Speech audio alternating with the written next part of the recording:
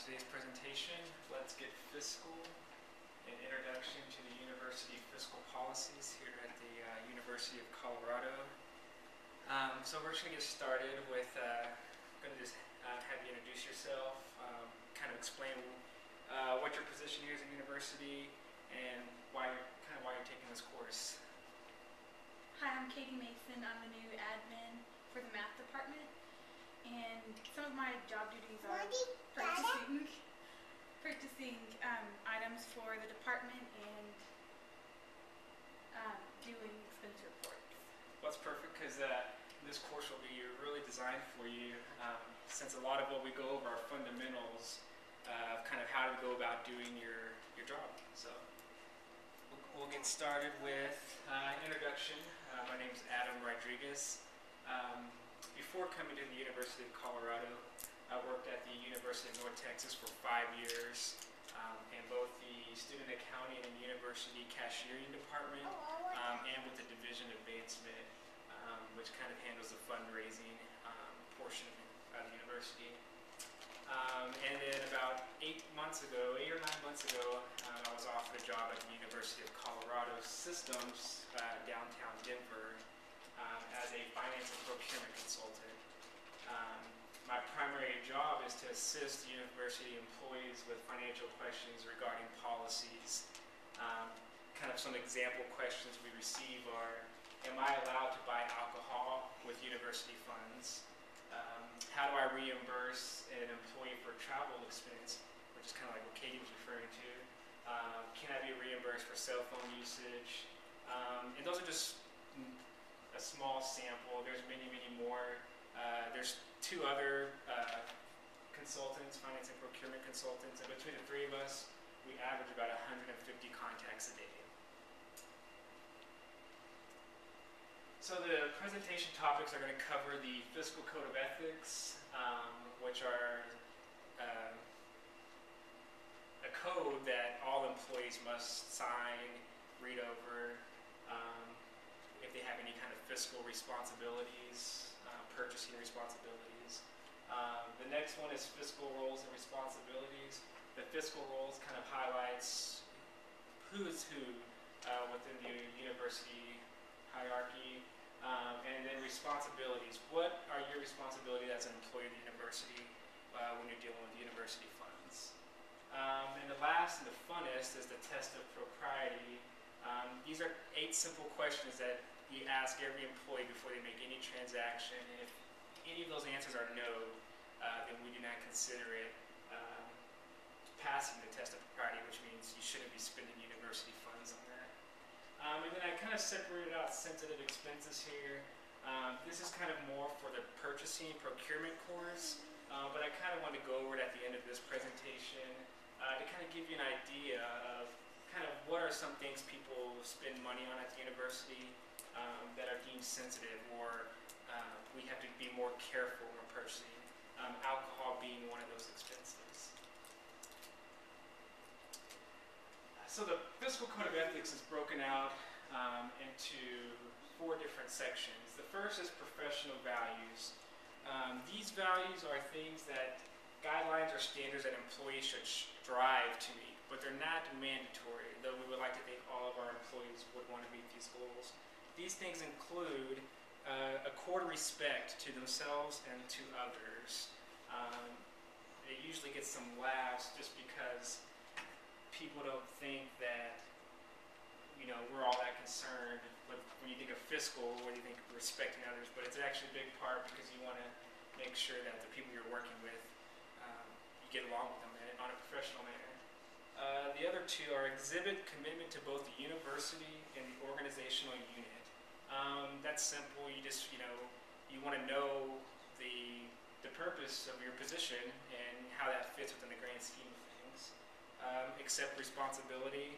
This is a big thing for those that will be purchasing within the department because the purchasing cards that the university issues are in your name, and so it's your responsibility to know how those transactions are being made. The 4th is to strive to enhance their own capabilities. The university, like most places, wants to promote you to continue to strive to expand your professional and personal horizons. And that's why they included that in the Fiscal Code of Ethics. And the last one is to display the highest ideals of honor and integrity in all public and personal relationships in order to merit the respect and inspire the confidence of the public being served. That kind of just rounds up those last few topics, but it's just basically saying, we're a public university, we're state funded, and also donors donate private donations, but we have to keep in mind that since we are a public university, the public is always watching how the employees carry themselves, so it's important to keep that in mind. The second part of the Fiscal Code of Ethics is the employment responsibilities, and these are guidelines that employees must meet. Now, they range from know and support the university and organizational units' operational plans, exercise prudence and integrity in the management of university resources. So, if you have a university laptop with that has, private information, university information, you don't want to just be leaving that out, giving that out to your friends for use. Diligently follow all lawful instructions while using professional judgment and reasonable care and exercising only the authority granted. Don't overstep your bounds. Each position at the university has certain things they can and cannot do.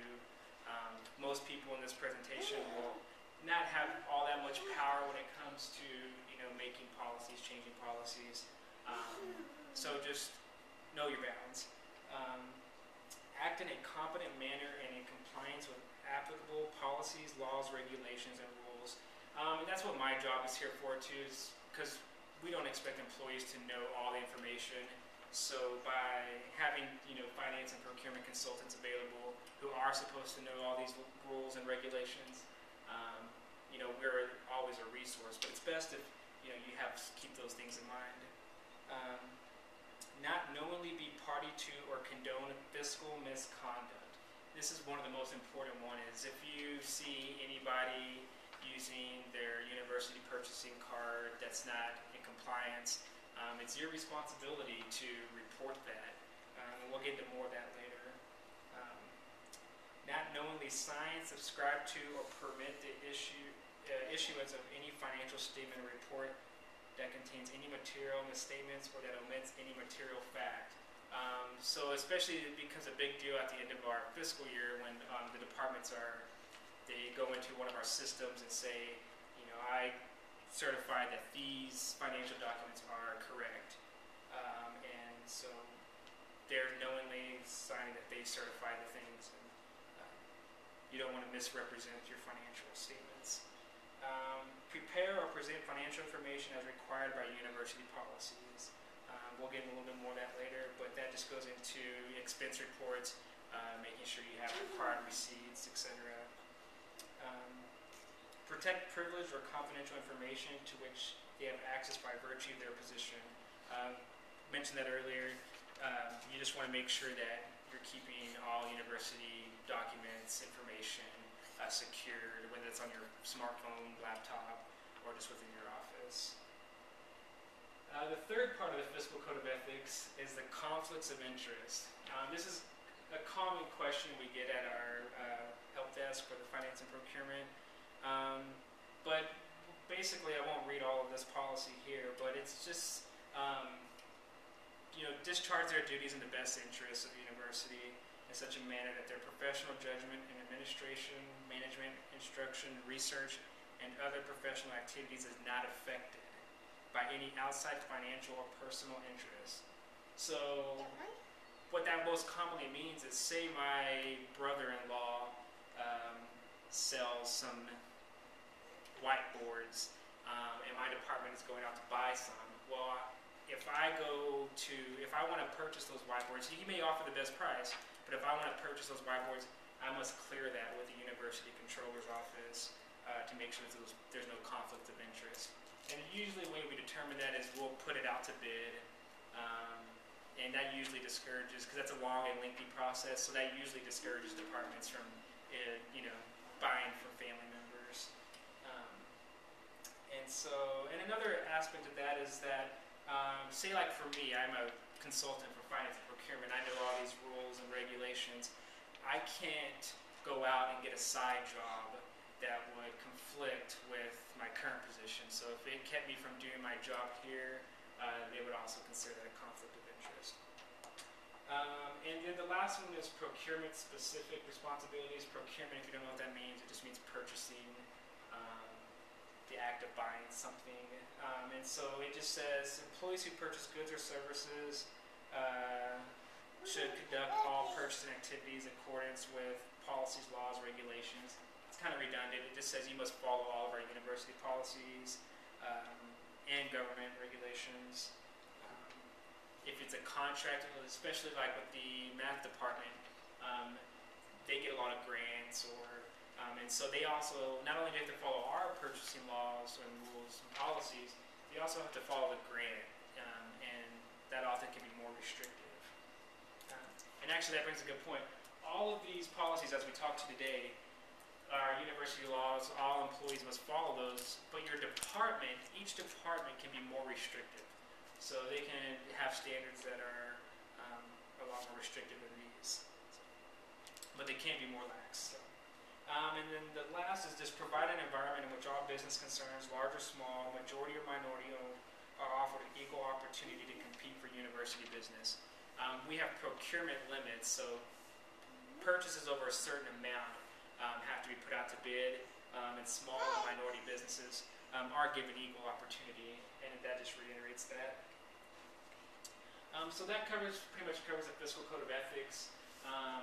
It's a broad overview of, it doesn't really get into specifics on the policies and procedures, but it gives a baseline for how employee conduct should go about in their job. So next is the fiscal roles and responsibilities. These here are just kind of outlines. This image here kind of outlines where do you fall within the fiscal role hierarchy. As Katie, for example, she would be under fiscal staff or non-fiscal employees. As you can see, this is the biggest range here. That's because most employees fall into this range. Your fiscal managers are usually department administrators or equivalent. So, I mean, Katie may fall into that fiscal manager if she's going to be, making sure speed types are correctly used. And speed types are like funds. Think of them as like a bank account. Any kind of funding source will be assigned to speed type. It's usually an 8-digit number. So fiscal manager, usually department administrators or equivalent. As you go up to your fiscal principals, you have your chairs, your department chairs, your directors. These are your principal investigators. And we'll get into their duties in just a moment. And then as you get towards the top, you become your officers. And your officers are typically the people you have to go to be granted exceptions to any of these roles. These include the chancellors, vice presidents, secretary, treasurer, the associate vice presidents, deans of colleges, vice chancellors, associate vice chancellors. And then of course at the very top, the chief officer of the university is President Bruce Vinson. And so we'll kind of just briefly discuss, I don't want to focus too much on that, on their roles, but we'll definitely focus on the employee fiscal staff role. But before we'll go back one page here.